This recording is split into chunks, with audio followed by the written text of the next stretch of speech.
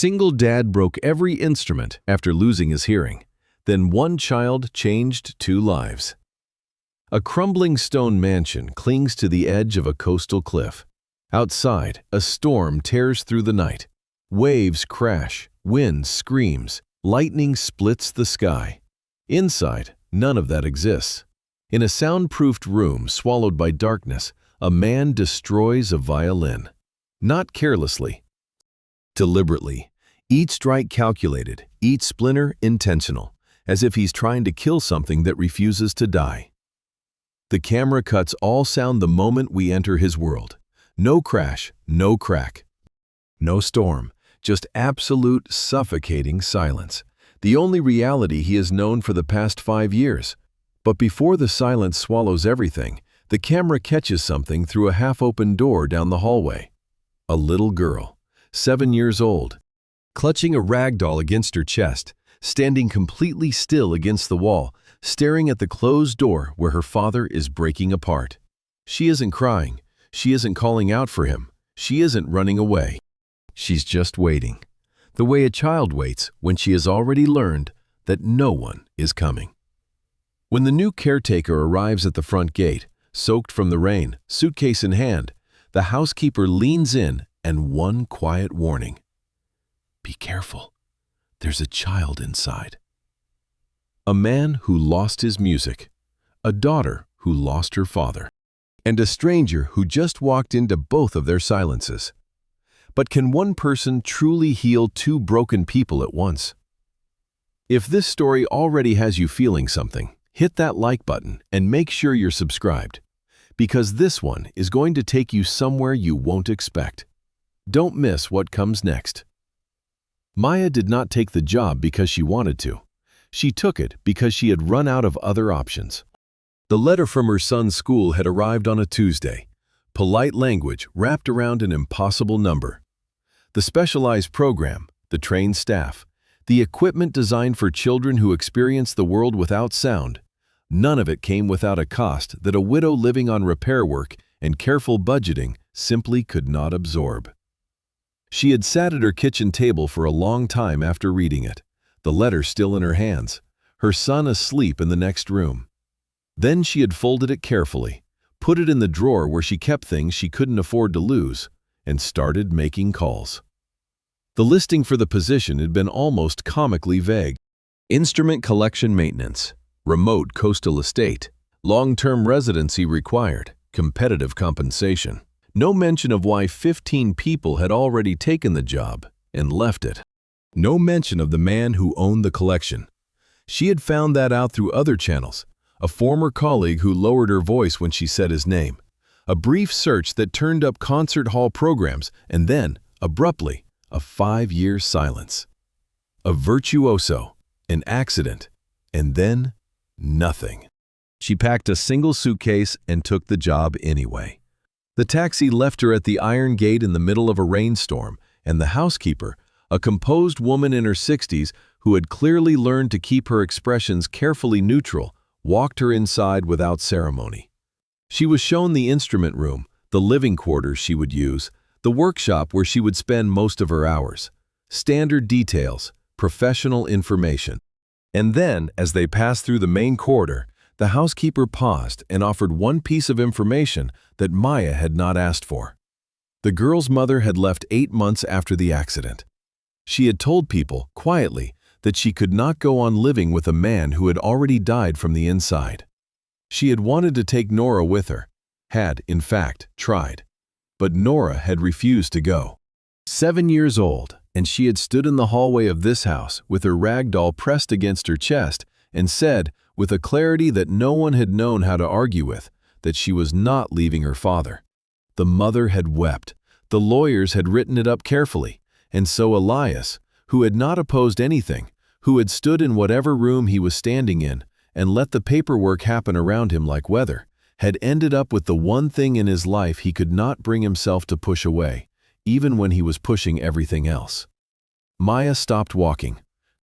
Through the arched entrance of the dining room, she could see a large table, the kind designed for gatherings, for noise, for the particular chaos of shared meals. At one end of it, a small girl sat alone with a bowl in front of her.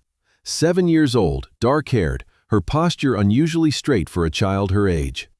The housekeeper stood a respectful distance away, hands folded, present but not close. A paid witness to a meal that should have had more people in it. The father's chair was empty. It was clearly always empty.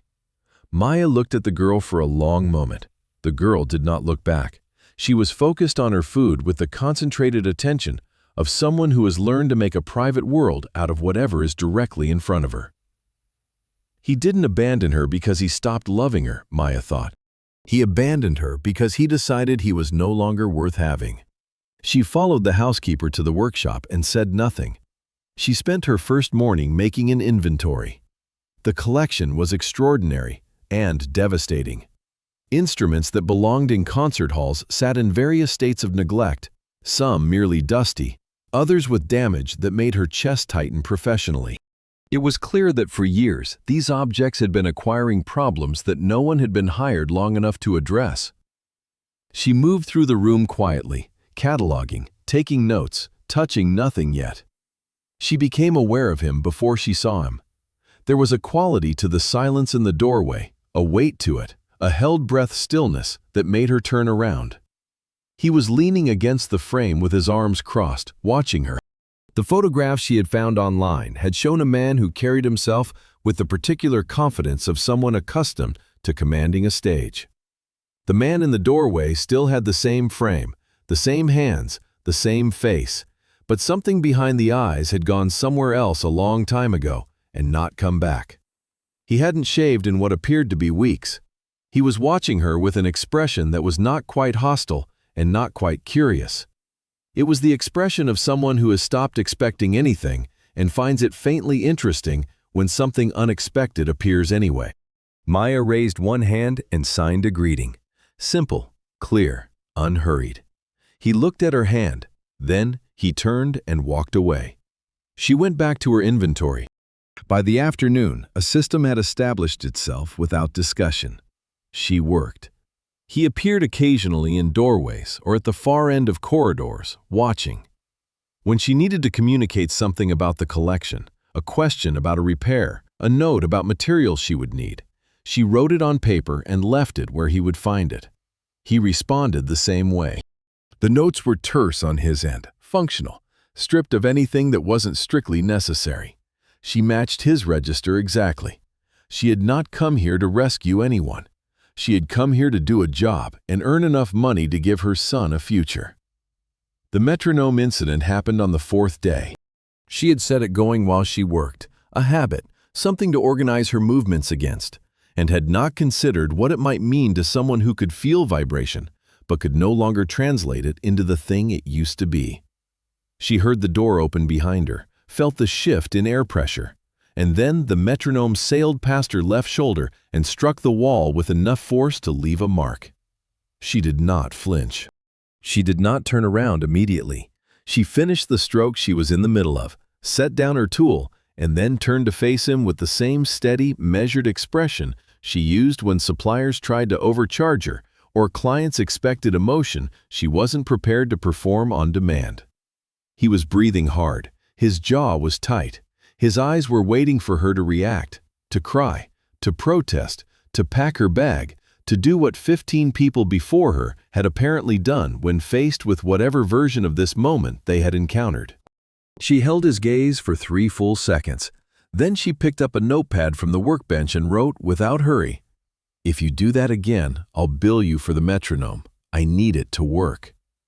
She turned back to her bench. For a long moment he stood there, unmoving. Then she heard his footsteps cross the floor and stop, not leaving, not approaching, just stopping somewhere to her left. She didn't look. She kept working. And after another long silence, she heard him walk away. She exhaled slowly through her nose and kept her hands very steady. She would not be the 16th. It was during one of these early standoffs, one of the moments when the air between her and the man of the house had gone tight and sharp, and she was maintaining her composure through sheer professional discipline, that she became aware of the girl again. Nora was standing at the far corner of the room, arms at her sides, completely still. Watching. Maya had spent enough time around children to know how they normally behaved in moments of adult tension. They cried, or they ran toward whoever they trusted most, or they found some way to make themselves part of the scene, to insert their need into the available space. This child did none of those things. She stood at the edge of the room the way a person stands at the edge of something they have long since decided they cannot cross. Watching her father. Watching the stranger. Watching the charged silence between them with an expression of careful, practiced neutrality that had no business being on the face of a 7-year-old. Then, as quietly as she had appeared, she turned and walked away down the hall. No sound. No backward glance. Maya stood very still for a moment after the girl had gone. She had come here for one reason only, to earn enough to keep her son's future intact. She had not come here to get involved in anyone else's grief. She had her own grief, managed and compartmentalized and carried in a way that let her keep functioning, and she was not in the business of taking on more. But she understood, with the particular clarity that comes from having survived your own version of the same darkness, exactly what she had just seen.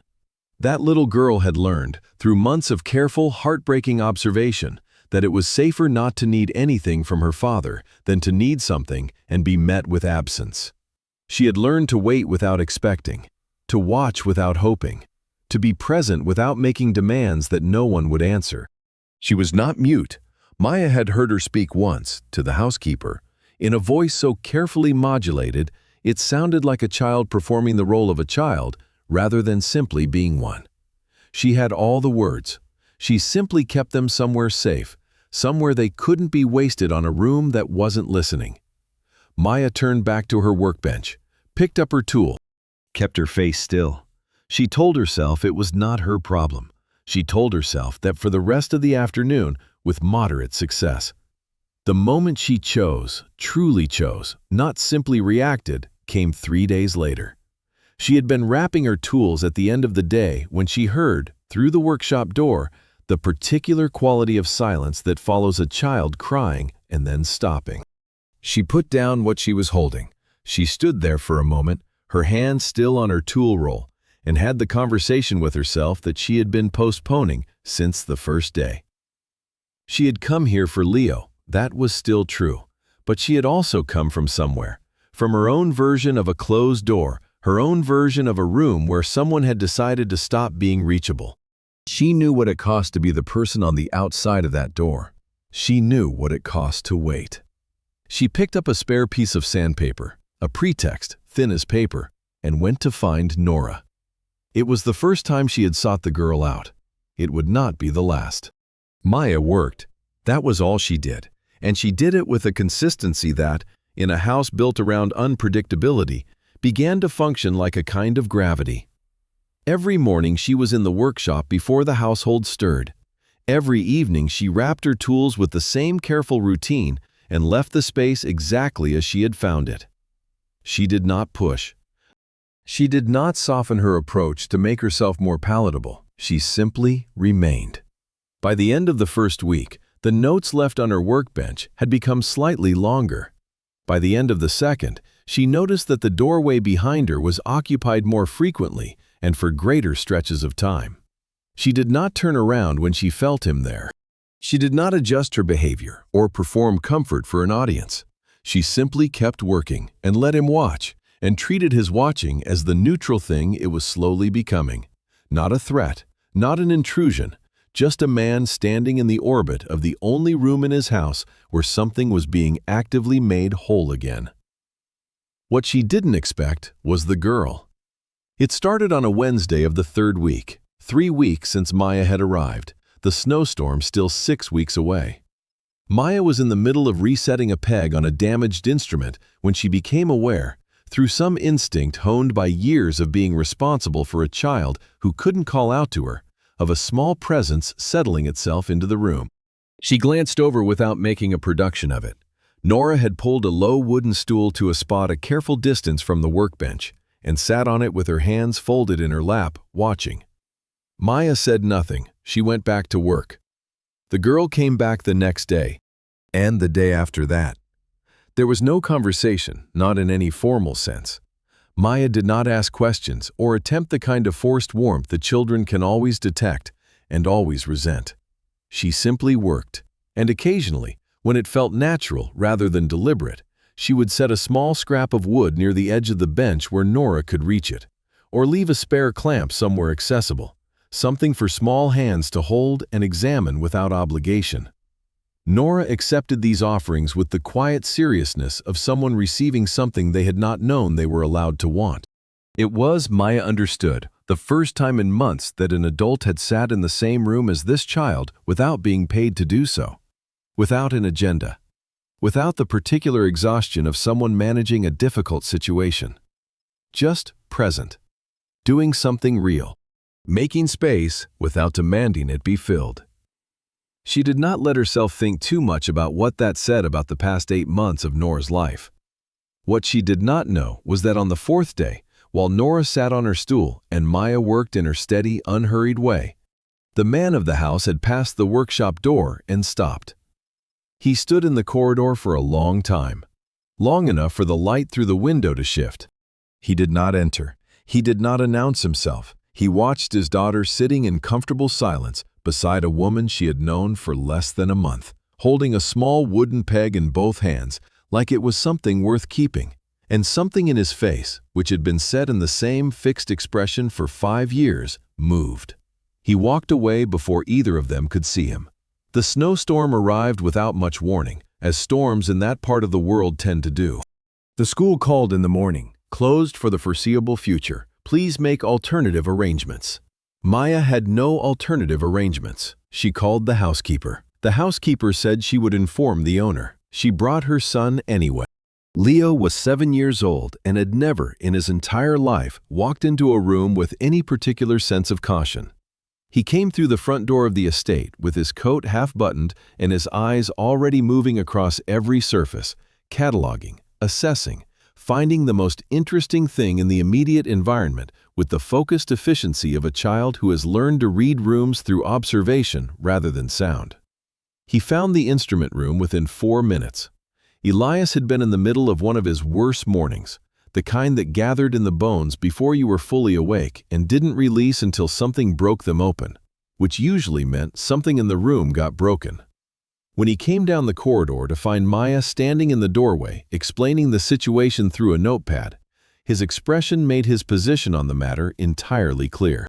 He was not a man who accepted intrusions. He was not a man who wanted a child in his space. He turned sharply and swept a stack of sheet music from a side table with one arm, the papers scattering silently in his world, loudly in everyone else's. Leo walked past him into the room. He simply hadn't heard the hostility and so had no framework for responding to it. He moved toward the largest instrument in the room, a cello standing in its open case, and pressed one small hand flat against its curved side with an expression of total concentration. Then he looked up at Elias, this large, angry, bearded stranger, with the direct, unself-conscious gaze of a child who has never learned to be intimidated by silence, because silence is just the world. Elias stared back. The rage in the room, which had been building towards something irreversible, faltered. And in the pause that followed, before anyone could recalibrate, Nora appeared in the doorway. She had heard the crash from upstairs. She had come down the way she always came down during these moments, quietly, carefully, braced for the version of her father that made the air feel dangerous. But she stopped when she saw Leo, because Leo was already turning toward her, and his expression when he saw her face was not the careful pity of the adults she knew, not the measured kindness of the housekeeper managing a difficult situation, not the forced brightness of people who didn't know what to say to a child with a father like hers. Leo looked at her the way children look at other children, with simple, immediate recognition. He crossed the room, took her hand without asking permission, pulled her toward the cello, and placed both their hands on the wood simultaneously. He felt the faint residual vibration humming through the surface. His face lit up. He turned to her and signed, fast and unself-conscious, a single word. Dragon. Nora stared at him. Then she looked at the instrument, then back at him, and she laughed. It was not a polite sound, not the careful, almost smile she had been producing for adults for the better part of a year. It was a real laugh, surprised out of her, sudden and unguarded, the kind that sounds like the person had forgotten they were capable of it. It filled the room the way sound fills a space that has been empty too long. Elias heard none of it, but he felt the vibration of it, through the floor, through his feet, through something less anatomical than that. He looked at his daughter's face, really looked at it, for the first time in longer than he could account for. And what he saw there was something he had convinced himself he had permanently extinguished. She was still in there. She had been in there the whole time. He sat down very slowly in the nearest chair. It was Leo who did it, with no awareness that he was doing anything significant at all. Later that afternoon, after the storm had deepened outside, and the four of them had settled into an uneasy but functional coexistence in the main room, Leo climbed onto the piano bench and pressed both palms flat against the closed lid of the instrument. He turned to Elias, who was sitting several feet away with his arms crossed and his expression carefully arranged into indifference, and patted the wood beside his own hands. An invitation, simple, non-negotiable in the way only children's invitations are. Maya watched from across the room. She didn't intervene. Elias sat there for a long moment. Then, with the grudging movement of a man who has decided that resistance requires more energy than compliance, he crossed the room and sat beside the boy. Leo took Elias's large hands and placed them deliberately on the polished wood. Then he sat back and waited. Elias started to pull away. Then he stopped. He stayed still. His hands stayed on the lid. And slowly, something in his posture changed. Not dramatically, not in the way of cinematic revelation, just a slight easing of the shoulders, a shift in the jaw.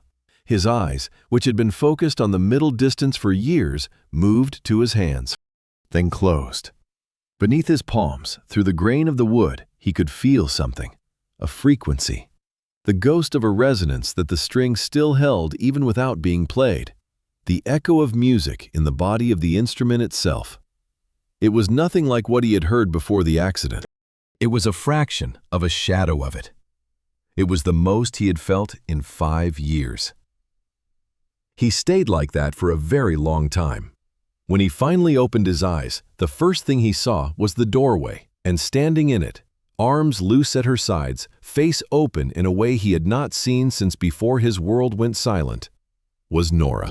Looking at him, not the careful, guarded look she wore when she was protecting herself from disappointment, not the practiced neutrality of a child who has learned not to hope. Something younger than that, something that had survived, somehow, 8 months of absence and 4 months of quiet and all the accumulated weight of a father who had decided he was no longer worth having. She was looking at him like she was still waiting. They stayed like that, father and daughter on opposite sides of a doorway, until Leo tugged at Elias's sleeve to show him something else, and the moment passed. But neither of them forgot it. He came to find her that evening. He had not sought her out in the workshop since the metronome incident. He had maintained the careful distance of a man who understands he has been extended a tolerance he has not earned, and who does not entirely trust himself to deserve it. But that afternoon, after Leo had placed his hands on the piano lid, after Elias had felt something move through the wood that he had believed was gone, he had stood in the corridor outside the music room for a long time. And he had understood something he had been refusing to understand for 5 years, that the silence was not the ending, that there were other ways through, that the boy had just shown him one, with his palms flat against a closed instrument and his face full of light. He had spent the rest of the afternoon sitting with that thought, and then he had found a piece of paper. That night he appeared in the corridor outside the room where she was finishing her notes for the day, and he held out the folded paper. She opened it, read it, looked up at him. "Teach me one word." She considered him for a moment. The hands that had performed for thousands of people currently held carefully still at his sides. The face that had stopped communicating much of anything, opening just slightly at the edges. She raised her right hand and made the sign slowly, clearly, letting him see every element of it. Vibration. He watched her hand. Then he raised his own, larger, less certain, working through the shape of it with the concentration of someone for whom learning has recently become both necessary and terrifying. He got it wrong on the first attempt. She shook her head once and demonstrated again. He tried again. Closer. She nodded. He looked down at his hand as if seeing it differently, not the hand that had lost something, but the hand that was finding a new language. He repeated the sign once more to himself, quietly, in the corridor outside the workshop. Then he folded the note back into his pocket and walked away. 3 days later, Nora found him. She had been looking for a book in the upstairs corridor when she passed the half-open door of his study and saw, through the gap, her father standing in front of the full-length mirror near the window. His back was to the door. His hands were moving. She stopped. He was practicing. Slowly, carefully, with the focused imperfection of a beginner, running through signs he had clearly been memorizing, checking his hands against whatever he was seeing in the mirror, starting over when something felt wrong. He was entirely absorbed in it. He didn't hear her in the doorway. Nora stood there for a moment. Then she pushed the door open and walked in. He saw her in the mirror and went still. For a long moment, neither of them did anything. He didn't know how to explain what she had walked in on. She didn't ask him to. She just crossed the room, stood beside him facing the mirror, and, watching his reflection, began to copy the last sign he had been practicing. Slow, uncertain, her small hands shaping something unfamiliar with complete seriousness. She got it wrong.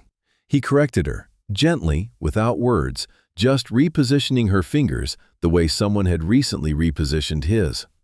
She tried again. They stood side by side in front of that mirror for the rest of the afternoon. A father and his daughter, learning the same new language at the same time. He didn't have the words to tell her he was sorry. She didn't ask for them. They just stood there practicing, their reflections moving in quiet unison in the winter light. It was the first thing they had done together since the accident. It was, in its own wordless way, a beginning. The beginning needed one more thing to hold it in place. 3 nights after the afternoon in front of the mirror, Nora woke to find a piece of paper slid under her bedroom door. She picked it up and read it by the light from the hallway. "I'm sorry I wasn't here." She sat with it for a long time, cross-legged on her bed, her rag doll in her lap. Then she got up, found a pencil, and wrote on the back. She opened her door and slid it back under his. In the morning, when she padded past his study on her way downstairs, the door was open. He was sitting at his desk with the paper in his hands. He looked up when he felt the vibration of her footsteps. She had written, "You are here now."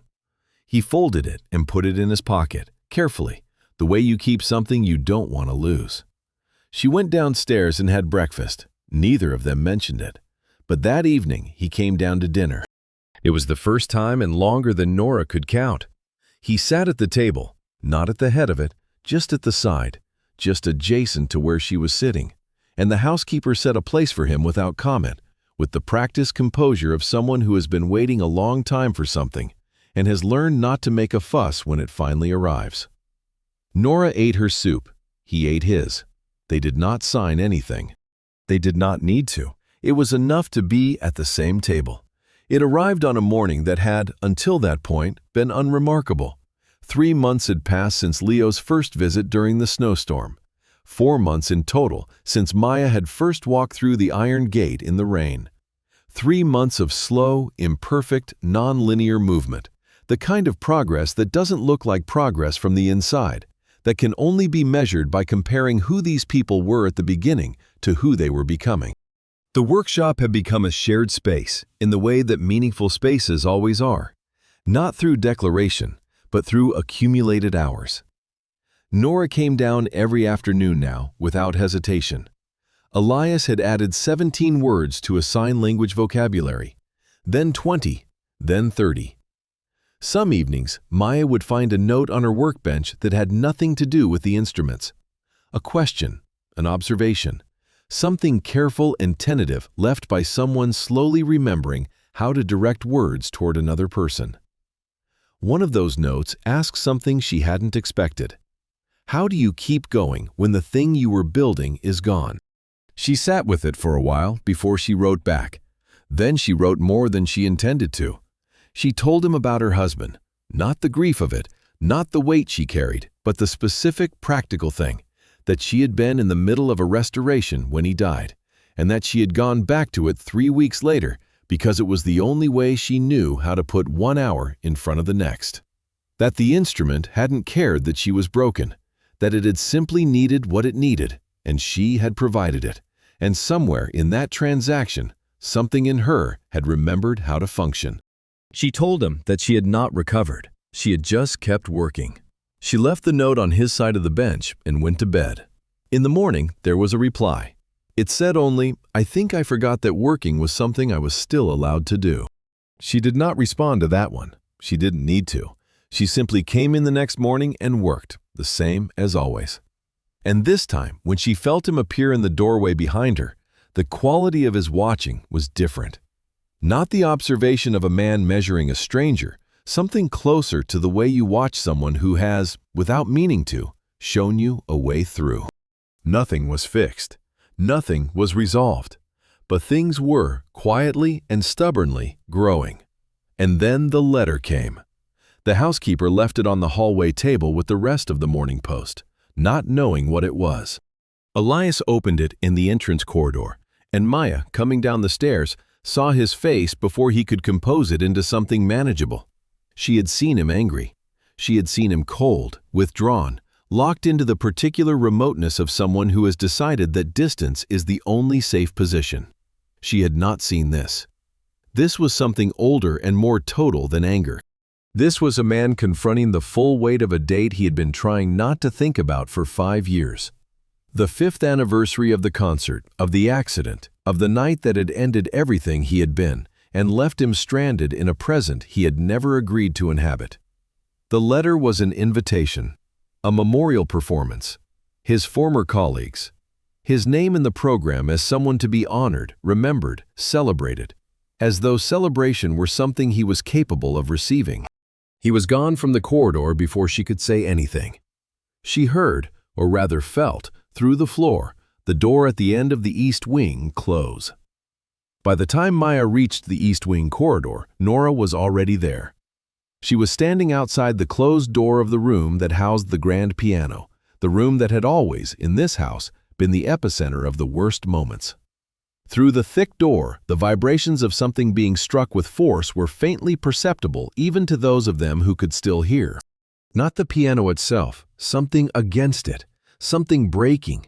It was the opening scene of this story playing itself again. The storm, the dark corridor, the child outside the closed door, the father destroying things on the other side. But this time was different. This time, Nora knocked, not timidly, not the polite provisional tap of a child who expects to be ignored. She raised her fist and knocked like someone who had decided that standing quietly outside closed doors was something she used to do, not something she was going to keep doing. One knock, then another, finding a rhythm, sustained, insistent. "I am here. I am not leaving. You cannot wait me out this time." The housekeeper arrived from the other end of the corridor and reached for the girl's shoulder. Nora shook her off without looking away from the door. The housekeeper tried again, saying something about how it wasn't safe, how they should wait in the kitchen, how sometimes it was better to give him space. Nora turned and looked at her with an expression that was, for the first time, not neutral at all. She turned back and kept knocking.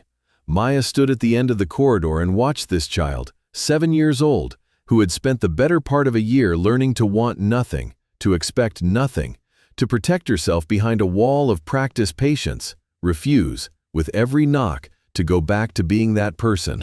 She crossed the corridor, gently moved the housekeeper aside, and tried the door. Locked.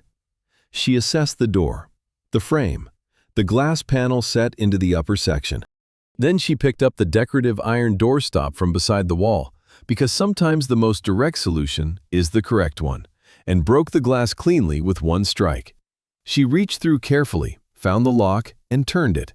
The door swung open. The door swung open. The room was a wreckage of controlled fury, sheet music scattered, the bench overturned, two smaller instruments knocked from their stands. Elias stood at the piano with a hammer in his raised hand, breathing like someone who has been running from something for 5 years and has finally run out of space. Maya walked in and placed herself between him and the piano. She did not approach cautiously. She did not manage her volume or soften her body language into something less threatening. She stood in front of him and said what she had to say directly into his face, not because he could hear her, but because some things need to be said with the full weight of a body behind them. He could read her, he always had, and she made sure every word was clear. You do not get to destroy this, not the piano, not this house, not the thing that had been, slowly and painfully, beginning to exist again in the spaces between them all. His jaw was tight, his arm was still raised. His eyes were the eyes of a man who had decided, somewhere in the past hour, that it would be easier to go back to being nothing, to finish what the accident had started and hollow himself out completely, than to keep carrying the unbearable weight of almost being whole again. He had been here before, in this room, in this posture, and every other time there had been no one on the other side of it. Then Leo slipped past Maya's legs and walked directly up to him. Leo had no framework for the danger in the room. He didn't hear the particular quality of silence that follows destruction. He looked up at the large man with the hammer with the same clear, direct gaze he had used the first time, the gaze that saw a person rather than a situation, and brought his hands up and signed with complete confidence, I want to see the dragon roar. Elias looked down at the boy. And then Nora was there. She had followed Leo through the broken doorway, shaking off the housekeeper's last attempt to hold her back, and now she stood beside him, these two 7-year-olds, side by side, in the ruins of her father's worst hour. She looked at Leo's hands. Then she raised her own, smaller, less certain, the hands that had spent several weeks practicing in front of a mirror beside a man who was learning the same things she was, and copied his sign. Imperfect, unambiguous. Dragon. Roar. Then she lifted her face and looked directly at her father, and she spoke. Out loud. In the room. Without hiding behind silence or distance or the careful neutrality she had built over 8 months of waiting. He couldn't hear her voice. He hadn't heard anything in 5 years, and he would not hear anything for the rest of his life. But he had spent the past weeks learning to read hands, learning to read faces, learning, in the most literal sense possible, to receive what people were trying to give him through every channel that still remained. He read her lips. He read her hands. I want to see it too. The hammer came down, not toward the piano, just down. Out of his hand, onto the floor. The sound of it landing was significant to everyone in the room except him. But the weight of what it meant was something they all felt equally. He stood there with his empty hands open at his sides. Those extraordinary hands that had been capable of more than most people's hands are ever asked to be, and that had spent 5 years clenched around absence. And for the first time in longer than any of them had been counting, he did not look like a man braced against the world. He looked like a man who had just put something down. He sat down at the piano, not to destroy it. He sat the way he used to sit, the particular posture of a performer settling into the instrument, weight distributed, hands finding their position above the keys through muscle memory so deep it had survived everything that had dismantled him. He sat, and for a moment he simply stayed there, his hands hovering, feeling the faint warmth the wood still held. Then he played. Not a piece, not a performance. He pressed into the low registers, broad, resonant chords that were less about melody than about mass, about presence, about the physical fact of sound moving through matter. The kind of playing that you feel in your sternum before you process it as music. The room, which had been holding its breath, filled with something it had not held in 5 years. Leo was beside him immediately. He climbed onto the bench without asking, placed both palms flat against the side of the instrument, and closed his eyes with an expression of absolute concentration. The same expression he had worn the first time, that afternoon that had cracked something open in all of them. His whole small body tuned itself to the frequency moving through the wood. Elias watched him for a moment, then he turned. Nora was standing at the edge of the bench, watching, not from a doorway, not from a careful distance, but close, present, choosing to be there rather than choosing the safety of the threshold. He reached out and took her hand, gently, without urgency, the way you offer something rather than take something. And he guided her palm to the surface of the instrument, the curved wood of the body, where the vibration was strongest, and held it there, the same way Leo had once held his. She went very still. She closed her eyes, and through her palm, through the grain of wood and the mathematics of resonance, she felt what he had spent 5 years being unable to access and 3 months slowly reclaiming. The music didn't reach her through air and eardrum the way it normally would. It reached her through her skin and her bones and the nerve endings in her hand. It reached her the way it reached her father, the only way it could reach him now. She opened her eyes, and she raised her free hand and signed, with the precision of someone who has practiced this particular word many times in front of a mirror beside someone she loves. The only sign she had known from the very beginning. Vibration. He smiled, a real one, the kind that takes the whole face and doesn't ask permission. 3 people in a ruined room, 2 children and a man who had forgotten for a long time that he was still one. 2 worlds of sound meeting in the body of a single instrument. What passed between them in that moment was not language, not the written kind, not the spoken kind, not even the signed kind. It was something older and less complicated than any of that. It was enough. The curtains were open. That was the first thing you noticed, the simple, radical fact of the curtains being pulled back from windows that had been covered for years, letting light move through rooms that had forgotten what it felt like. The estate was the same building it had always been, the stone walls, the vaulted ceilings, the view of the water. But the quality of the air was different. Something that had been held in suspension had finally been allowed to settle. In the workshop, Maya was working on a violin. Not a new one. The same one from the beginning. The one that had been destroyed in the first scene of this story. The one that had represented, in the most literal terms possible, what happens when grief is turned inward and given no other direction. She had kept the pieces. She had been keeping them quietly for months, waiting for the right time, which turned out to be now. It would never be what it had been before. The repairs would always be visible to someone who knew what to look for. The wood had memory. But it would play again, imperfectly, authentically, in the specific way that things which have been broken and put back together play, with a quality that unbroken things simply don't have.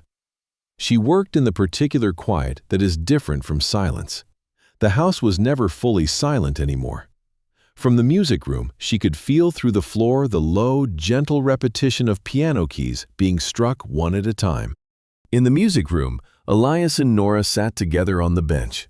He was teaching her, not toward any destination, not building a prodigy, not filling a silence with ambition, just sharing, taking the thing he had loved most in his life and offering it with open hands to the person he loved most. She was not a natural. She pressed the wrong keys frequently, and her timing was uncertain, and she had the specific look of a child who is enjoying the process far more than any eventual product. Which was entirely the point. On the floor beside the piano, Leo sat with his back against the cabinet and his hands pressed flat against the wood, eyes closed, head tilted slightly to one side, feeling the rhythm move through the instrument into his palms, translating it into something his body could hold. Nora played a small sequence. Wrong note at the end. She looked at her father. He didn't correct her with words. He played it back for her, slower, and she watched his hands and tried again. Better. She turned to him then, this child who had stood outside closed doors for a year, who had learned to want nothing, who had knocked anyway and kept knocking, and signed something to him. Her hands were still not perfect. They were getting better every week. Can you hear it? He looked at her hands, at her face, which was open in a way it hadn't been for a long time, in a way he hadn't let himself look for and almost missed. He shook his head, gently, honestly. without apology. Then he placed one hand on his chest, over the place where his heart had been beating, all this time, through everything, and signed back to her with the other, "But I can feel it. Some things that break cannot be made identical to what they were, but they can be made real again, differently real.